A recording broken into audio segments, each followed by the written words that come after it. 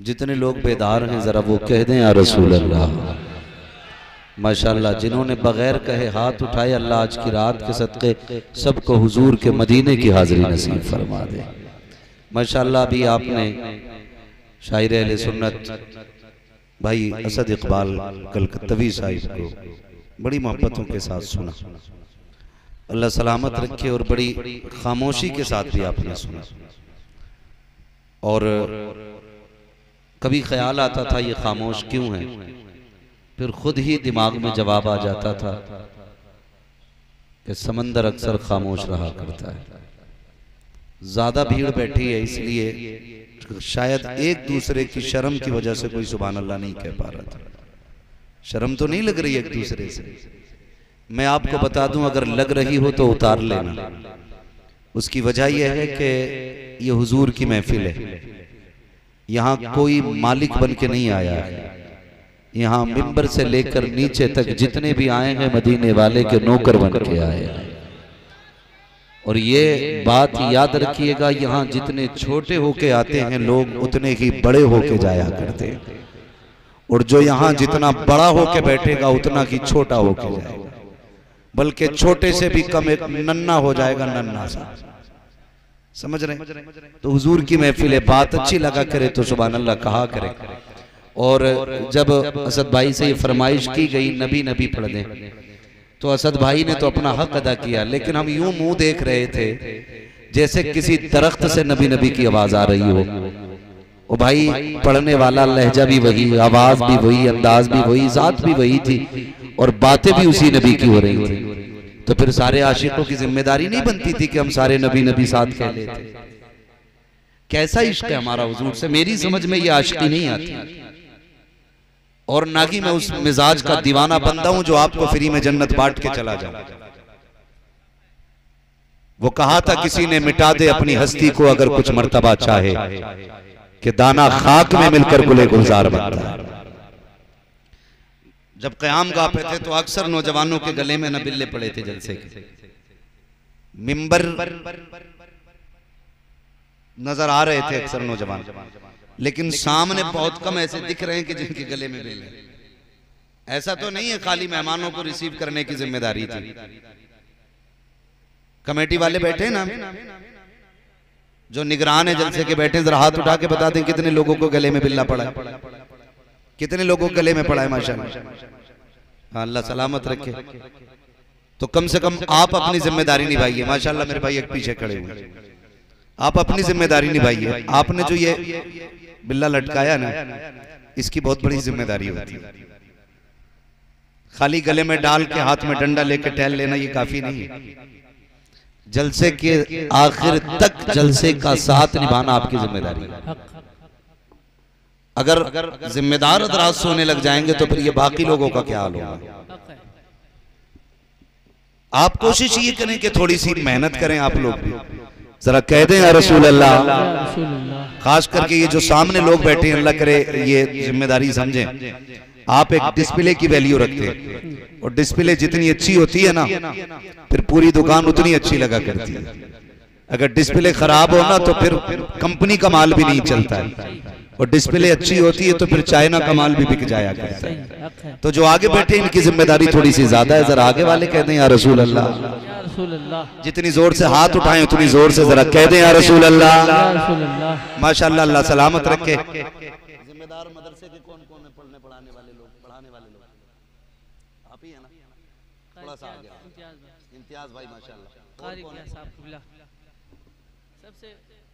सबसे पीछे, जो सबसे आगे होने चाहिए वो सबसे पीछे हैं। आप जी मदरसे में रहते हैं? नहीं, मैं मदरसे वालों को भी बुला रहा हूँ, आप अपना काम कर गए।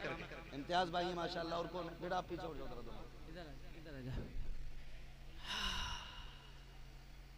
आज ना, आज जब आप इनके गलों में फूलों के हार डालो ना, तो उनसे पहले आप पर लाजिम है कि पढ़ाने वालों के गले में हार डाला जाए। क्या बात है भाई भाई वाह। मैं एक बात अक्सर कहा करता हूँ, थोड़ा सा मैं मिजाज से हट के भी बात करता हूँ, शायद पसंद ना आया आपको, लेकिन बात कड़वी है, सच्ची भी है।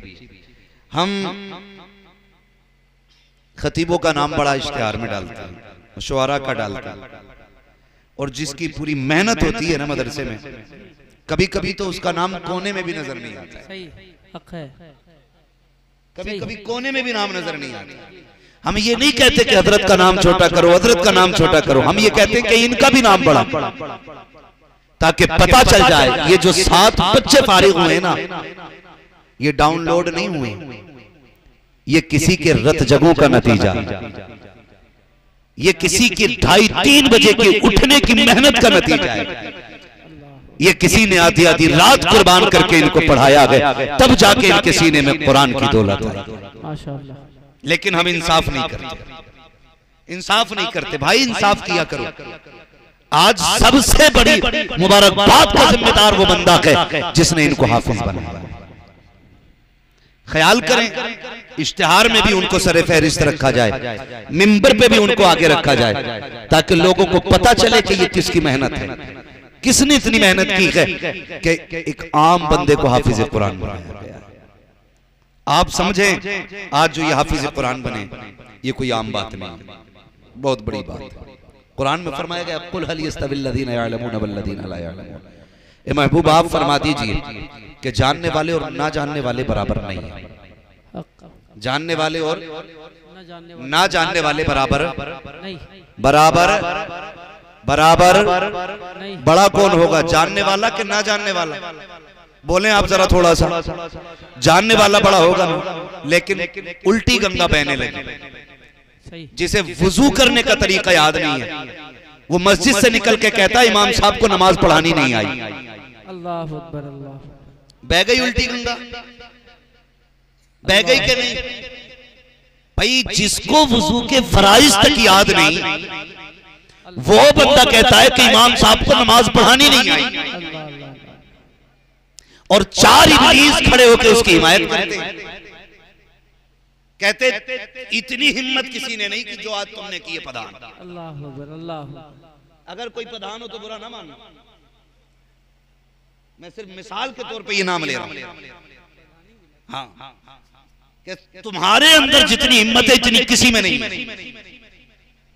इन 4 बेवकूफों को मेरा मशवरा है, ये डूब रहा है, तुम इसके साथ मत डूबो, इसलिए कि जो उलमा से टकराता है वो तबाह और बर्बाद हो जाता है।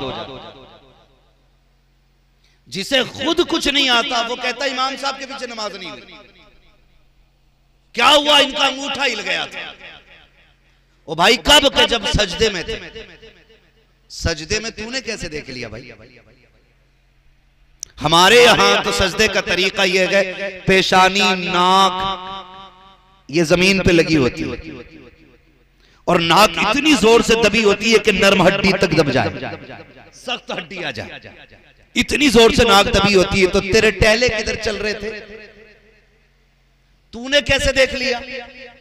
या तो बीच सजदे से सर उठाया होगा तूने, या फिर सजदे में ताका झांकी करके गया होगा। अब तू इनकी ना पूछ, अपनी बता तेरी हुई कि नहीं। गौर करें इन बातों पर। जिन्हें कुछ नहीं आता वो फतवे देने बैठ जाते हैं, जो कुछ नहीं जानते वो उलमा में कमियां निकालते हैं।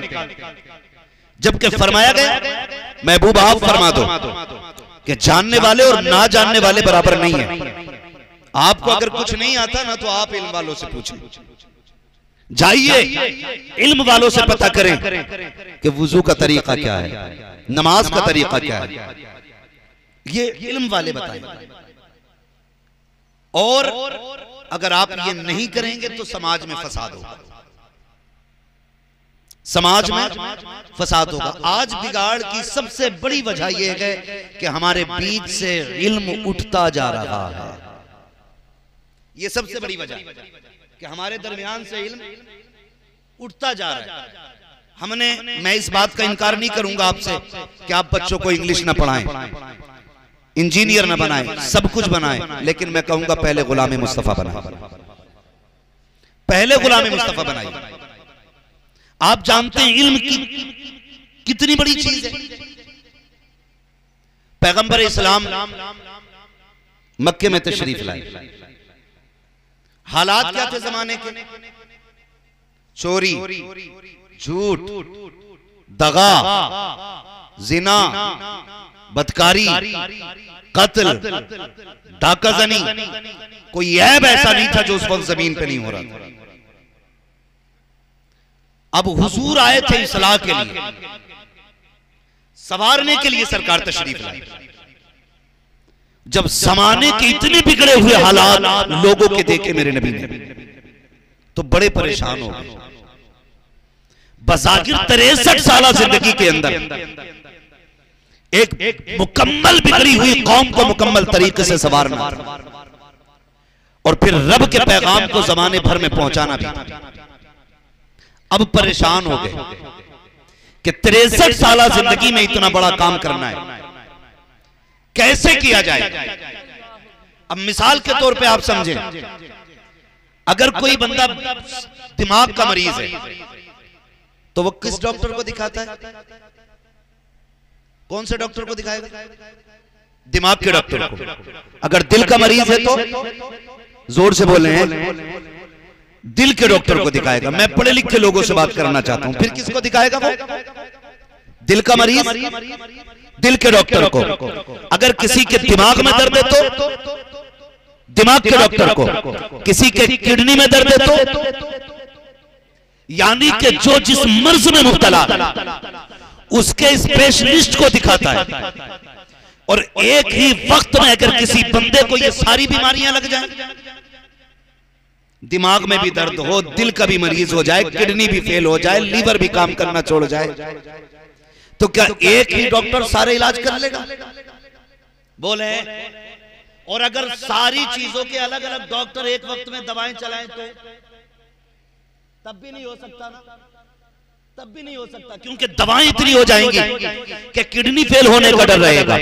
अगर किसी का बेटा, किसी की आंखों का तारा हो, किसी के दिल का राज दुलारा हो, अगर उसके एक वक्त में इतनी बीमारियां उसको लग जाए, वो तड़पने लग जाए, माँ बाप का इकलौता हो, माँ बाप क्या करते हैं? डॉक्टर मेरे बेटे को देख, लेकर के दौड़े हॉस्पिटल जाते हैं। डॉक्टर कहता है क्या परेशानी है? कभी कहता है वो मेरे सर में दर्द है, कभी कहता है दिल घबरा रहा है, कभी कहता है किडनी में तकलीफ है, कभी कहता है लीवर में दर्द है। तो बाप माँ बाप परेशान हो जाते हैं। उसी डॉक्टर का दामन पकड़ के कहते हैं डॉक्टर मेरे बेटे का दिमाग का इलाज किया जाए, कभी कहते हैं दिल का इलाज किया जाए, कभी कहते हैं किडनी का इलाज किया जाए। लेकिन डॉक्टर क्या कहता है? नहीं साहब, मैं तो सिर्फ दिल का स्पेशलिस्ट हूँ, इसके दिमाग का डॉक्टर अलग से आएगा, किडनी का डॉक्टर अलग से आएगा। माँ बाप तड़प जाते हैं। डॉक्टर अगर अलग अलग डॉक्टर बुलाए गए, वक्त लग जाएगा, कहीं ऐसा ना हो इतनी देर में हमारे बेटे का इंतकाल हो जाए, हमारा बेटा हमसे हमारे हाथों से चला जाए। ऐसा करो, कोई ऐसी दवा दे दो जिससे एक ही खुराक के जरिए हमारे बेटे की हर बीमारी दूर हो जाए। बस आप बिला तमसील समझ लीजिए, जिस तरह बेटे का दर्द बाप को होता है, उससे कहीं ज्यादा उम्मत का दर्द मेरे नबी के सीने में है। जब उम्मत में बीमारियां देखी, जिना हम में मौजूद है, चोरी हम में मौजूद है, बदकारियां हम में मौजूद है, मेरे नबी रोए, या अल्लाह अगर एक मर्ज का इलाज किया गया, वक्त लग जाएगा, काम बड़ा ज्यादा है, मेरे मालिक एक ऐसी खुराक दे दे कि एक ही खुराक में सारी बीमारियों का जनाजा निकल जाए। फिर मेरे रब ने फरमाया मैं तू परेशान ना हो, वो एक खुराक दे रहे हैं, इक़रा बिस्मि रब्बिकल लज़ी खलक़। ए मुस्तफा ये लेके चले जाओ, तालीम आम कर दो, सारी बीमारियों का खुद ब खुद इलाज होता चला जाए। सुभान अल्लाह, सुभान नारे तकबीर, नारे रिसालत, पैगामे मुस्तफ़ा कॉन्फ्रेंस, मुफ्ती हम्माद साहब क़िबला। ओ भाई, जो महबूब पैगाम लेकर के आया पढ़ने का, आज उसकी उम्मत अंगूठे लगा रही है, नाम भी लिखना नहीं आता उसकी उम्मत को। हैरत होती है हमें। नौजवानों पढ़ो और आगे बढ़ो, आगे बढ़ो। कितनी तब्दीली आई है, बहुत बड़ी तब्दीली। आज मुस्लिम इलाकों में होटल कसरत से खुलते जा रहे हैं। जी सही है। अगर कोई होटल वाला बैठा है तो बुरा ना माने, मैं किसी का होटल बंद कराने नहीं बैठा। मेरी ख्वाहिश ये है होटल खुले या बंद हो जाएं, लेकिन हर गली में किताबों की दुकानें जरूर खुलनी चाहिए। सुभान अल्लाह, सुभान अल्लाह। हर गली में मकतब होना चाहिए। बहुत अच्छा। किताबें तुम्हारी मर्जी है, होटल जितने चाहो खोलो। हमारी कौम खाने पे गिर गई, खाने पे गिर गई। तबीबों ने, डॉक्टरों ने, सबने कहा शाम को हल्का खाना खाओ। ये शाम को सबसे डट के खा रहा है, सबसे डट के शाम को ही खा रहा है, होश ही नहीं ले रहा है। फैशन हो गया अब तो हजरत रातों में होटल खुलने का। 3-3 बजे टहल के आने वालों, बताओ तो सही पढ़ाई कब करोगे? 2-2 बजे तक जागने वालों, वो रोशन मुस्तकबिल कैसे होगा हमारा? आज दुनिया चीख रही है, मुसलमान तबाह किया जा रहा है। ओ भाई, हमारी बर्बादी में गैरों का हाथ कम है, अपनों का हाथ ज्यादा है। दिल के बपोले जल उठे सीने के दाग से, इस घर को आग लग गई घर के चिराग से। अगर तुम कोने कोनों में होटल खोलोगे, किताबों की दुकानें बंद करोगे, तो मुझे बताओ ये कौम कैसे आगे बढ़ेगी? हमारे बच्चों के हाथों में खाने की प्लेटें नहीं, पढ़ने की किताबें दे दो, 20 साल बाद देखोगे सबसे आगे खुदा की कसम हमारी कौम नजर आए। क्या बात है, सुभान अल्लाह, सुभान अल्लाह, माशाअल्लाह। लेकिन अगर कोई किताब लेकर चौराहे पे बैठ जाए, कहते हैं ये पागल हो गया, हाँ, ये किताब लेकर टहल रहे हैं। सही, कितना खूबसूरत मौसम है, क्या बात, इसे तो हवा खानी चाहिए थी, वाह वाह, अब भी किताब लिए घूम रहा है। वो भाई पागल वो हैं जो उसे पागल समझते हैं, वो पागल हैं जो पढ़ने वालों को पागल समझते हैं। सही, पढ़ो और आगे बढ़ो, बुरा ना मानना। हमारी ही बेइल्मी की वजह है जो आज हमें रुस्वा किया जाता है, हमें जो रुस्वा किया जा रहा है। और जब से सोशल मीडिया पे दीन बंटने लगा है ना, हाँ, तब से तो गधे भी आलिम होने लग गए। क्या कह दें। हाँ ओ भाई, सोशल मीडिया से ज्यादा मोतबर तुम्हारी मस्जिद का इमाम, क्या बात है, उससे जाकर पूछ शरीयत क्या है, वो बताएगा दीन क्या है। उनसे जाके कोई पूछने तैयार नहीं होता। खुदारा अपने ऊपर रहम करें, अपने आप को बचाएं, अपने इदारों को मजबूत करें। जब दीन होगा ना हमारे बीच में, तो फिर हुकूक की पामालियां नहीं होंगी। जब दीन होगा हमारे बीच में ना, तो फिर कत्ले आम नहीं होगी। जब दीन होगा हमारे बीच में, जब शरीयत का हमें इल्म होगा ना, तो फिर किसी का हक नहीं मारेंगे, हक नहीं मारेंगे। आज एक ही भूख है, सिर्फ दौलत की भूख है।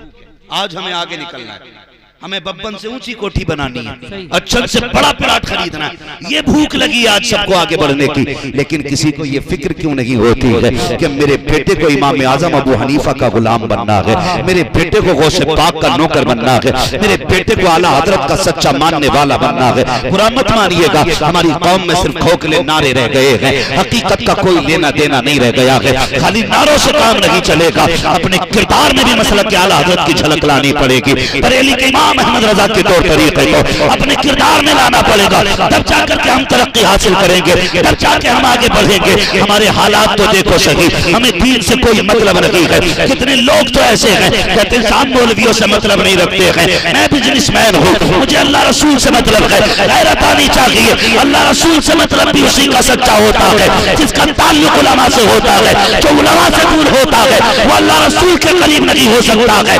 इसलिए कि अल्लाह रसूल के कैसे करीब होना है ये तुम्हें कोई लुटेरा कोई डाकू नहीं बताएगा। अल्लाह रसूल के कैसे करीब होना है ये तुम्हें मस्जिद का इमाम या किसी मदरसे का एक मुदर्रिस ही बता देता। बेशक, सुभान अल्लाह, सुभान अल्लाह। इसलिए आपको उलमा के करीब होना पड़ेगा। बेशक, उलमा के करीब हो जाओ। चोरी पढ़िए, डकैती पढ़िए, डर ही नहीं लगता, डर ही नहीं लगता। कहता जी मैं नहीं सुनता हूँ, मैं कोई नहीं सुनता, मैं तो बस अपने दिमाग से काम कर रहा हूँ। चला अपना दिमाग कब तक चलाएगा, कितने दिन चलेगा? कुछ दिन के बाद पता चला कि दिमाग ही की बत्ती गायब हो गई, दिमाग ही चल गया उसका। बुरा मत मानिएगा, मैं तालीम का मुखालिफ नहीं, हमने गलती की। सबसे बड़ी कमी क्या है, इसे नोट करें। जब हमारे बच्चे होश संभालते, बिस्मिल्लाह खानी का वक्त होता है असद भाई, तो सबसे सस्ता मौलवी लाके उसका सबक पढ़वाया जाता है। सही है, सही है। हमारे बच्चे को पढ़ा दो 50 रुपए महीना देंगे, 50 रुपए महीना। जब 50 रुपए महीने वाला है तो वो कह रहा है ए बेले फेले में सेरे फे, ये 50 रुपए वाला है। आप मुझे एक बात बताइए, कोई भी इमारत हो उस वक्त तक मजबूत नहीं हो सकती जब तक बुनियाद मजबूत नहीं हो। मानते हैं इतनी बात? कभी कच्ची बुनियाद पे पक्की इमारत बनती देखी है? बोले नहीं बनती ना। जितनी मजबूत बुनियाद होती है इमारत उतनी ऊंची जाया करती है। बेशक, बेशक। कभी कभी 4 मंजिल बनने के बाद इंजीनियर कहता था 5वीं मत रख देना वरना बैठ जाएगी। पता चला इंजीनियर जो इसके पीछे कारीगर था ना, वो डंडी मार गया। वो 99 रुपए लेकर 9 रुपए में बुनियाद भर गया। अब इंजीनियर कह रहा बुनियाद कमजोर है, ये ऊपर नहीं जा सकती। हमने गलती ये की है, हमारे बच्चे जब आगाज था तालीम का, जब बुनियाद मजबूत होनी थी, हमने सस्ता मास्टर ढूंढा, सस्ता मौलवी देखा, उसके बाद हमने बच्चों को पढ़ाया, होश संभाला। हमारे बच्चों ने तो सरकारी स्कूल में एडमिशन कराया गया, और सरकारी स्कूल में भेजते टाइम हमने किताबें चेक नहीं की, हमने कॉपियां नहीं चेक की, हमने ये देखा इसके बस्ते में प्याली है कि नहीं, प्लेट है कि नहीं, जिसमें बैठ के ये खिचड़ी खाएगा वो बर्तन है कि नहीं। हमने बच्चों को खिचड़ी खाने के लिए भेजा।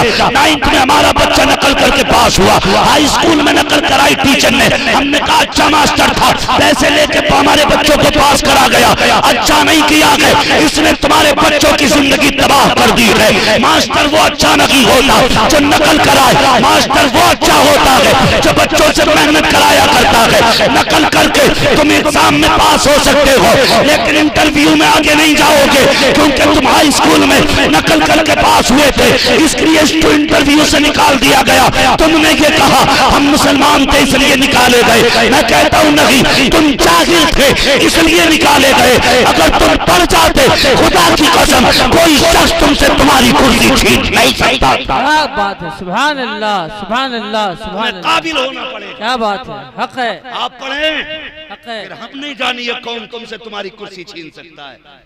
सही है, काबिल होना। जो जिसका हक होगा वो उसे मिलके रहेगा। वो बात याद रखिए, भारत के ये कहते न सकते हुए मंजर ख्वाजा पिया के ख्वाब की ताबीर नहीं है। हर धर्म के लोगों का यहाँ हक है बराबर, भारत किसी के बाप की जागीर नहीं है। आप पढ़ें, आगे बढ़े, हम देखें कौन आपको रोक सकता है। लेकिन शर्त पढ़िए, जब तक खाली नकल करके पास होगे तो तुम्हें कोई कटोरा भी नहीं देगा, कटोरा भी नहीं देगा। बुरा मत मानना, हम पीर वाले लोग हैं और सिलसिले वाले लोग हैं। अल्लाह का शुक्र है बरेली वाले लोग हैं, माशाअल्लाह। जो बरेली वाले वही बोले, सुले कुल्लियों से मेरा कोई मतलब भी नहीं है, और मैं खिचड़ी को घोटने का काम भी नहीं करता हूँ। यहाँ से निकल ले, हम बरेली वाले लोग। हाँ, हमारी कौम का सबसे बड़ा फोकस जो है ना, मेले मज़ारों पे, मेले मज़ारों पे सबसे ज्यादा हमारी कौम का फोकस लगा। साल भर पहले नौजवान कपड़ों में आ जाता, बाबा का उर्स आ रहा, क्या करेगा, पूरा गांव सजाऊंगा, सजा ले, हम भी उर्स वाले। अब क्या करेगा, कहा नहीं, चचा कह रहे हैं कि अब फला का बाल आना, और करवट में कुछ मुकाबले के लिए भी हो। आपसे पूछना चाहता हूं, आप मुंबई कमाते, अमेरिका कमाते, सऊदी अरबिया जाते, विदेश कमाते, आपकी कमाई की इतनी भी वैल्यू नहीं है कि वो हलाल जगह लग सके। मज़ारात के हालात ऐसे, न मुजाबिर रोकने तैयार हैं, न मज़ार वाले रोकने तैयार हैं। एक एक मज़ार पर 250-250 चादरें। क्या ये मसला के हालात रहते? नहीं, मसला के हालात रखिए गए। अगर एक चादर पहले से मौजूद हो तो बिना जरूरत दूसरी चादर ना चढ़ाई जाए। क्या बात है, सुभान अल्लाह। ये मसला के हालात बेशक, सुभान अल्लाह। चला चला रहा 14 किलोमीटर से 70 गज की चादर लेके। हाँ, हमने कहा जितनी चादर ला रहे हैं ये सारी ताज्जुद गुजार तो होंगे। क्या बात है। लेकिन पता चला किसी की टांगे कांपी तो किसी ने शराब पी ली, किसी ने भांग का चस्का लगाया, किसी ने नशा किया, तब जाके 14 किलोमीटर पैदल ये चादर लेके पहुंचा गए। क्या होगा तेरी इस चादर का? तुझे क्या लगता है तेरी इस चादर से मजार वाला राजी हो जाएगा? तेरे इन तमाशों से मजार वाला राजी होगा? अगर तू मजार वाले को राजी करना है, बंद करो ये तमाशे। इस पैसे को उठा करके किसी गरीब की तालीम पे लगा दो, किसी कमजोर की पढ़ाई पे लगा दो, किसी इदारे में जाकर के लगा दो। मजार वाले से कहो आज तेरी चौखट के सदके में मैंने एक जवान को IAS बना दिया है, एक को IPS बना दिया है, एक को इंजीनियर बनाया है, एक को डॉक्टर बनाया है, एक को कारी कुरान बनाया है। खुदा की कसम अगर इतना कहोगे मजार वाले की तरफ से, अगर इतना करोगे मजार वाला भी राजी होगा और तुमसे काबे वाला खुदा भी राजी होगा। बुरी लग रही होंगी ना बातें, लेकिन कड़वी सच्चाई है। हाँ, निकलो इस चमक दमक से, थोड़ा सा कुछ करो। करने का मतलब क्या? पढ़ो और आगे बढ़ो, पढ़ो और आगे बढ़ो, तालीम की तरफ तवज्जो दो। अच्छे स्कूल में बच्चे पढ़ाइए, अच्छे मदरसों में बच्चे पढ़ाइए। और अगली बात यह है कि आप किसी भी स्कूल में बच्चे को पढ़ाएं, कोई भी तालीम बच्चे को दें, लेकिन मुस्तफा के दीन की तालीम सबसे पहले दी जाए।